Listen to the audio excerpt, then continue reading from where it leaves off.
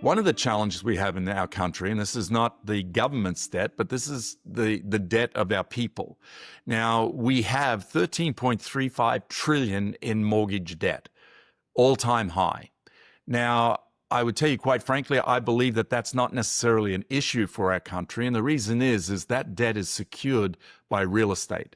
And not only is it secured by real estate, but it's now secured by the most valuable real estate has ever been in this country. In fact, we have record levels of equity available to owners of real estate. Now, the one below, though, is non-mortgage debt. And you can see we're currently, as a society, as a nation, carrying just over 5 trillion in non-mortgage debt. That non-mortgage debt is broken up into these 4 categories. Number one, the highest debt we have right now is actually auto loans, and that's coming in at 1.66 trillion. The second highest debt is student loans at 1.64 trillion.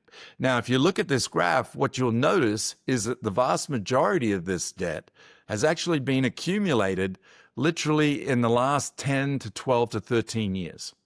So if you take that into consideration, what you understand is that the average age of this group are people in their 30s. Now, why does that matter? Well, this debt becomes burdensome when people are trying to save for a down payment to buy a home. In fact, last year, for the first time, we had a record high average first-time home buyer age of 38 years old. I believe the student debt is a big part of the reason for that. So again, getting control of the student debt is going to be an interesting challenge for our country. Now, the pink magenta line here is credit card debt. Now, in November of last year, for the very first time, we cracked $1 trillion in credit card debt. And you can see that currently we are now at 1.21 trillion. What's significant about this is that credit card interest rates are actually tied to the federal funds rate. Now, the federal funds rate is what dictates it. And if we look at credit cards today, the average credit card rate is actually 26%.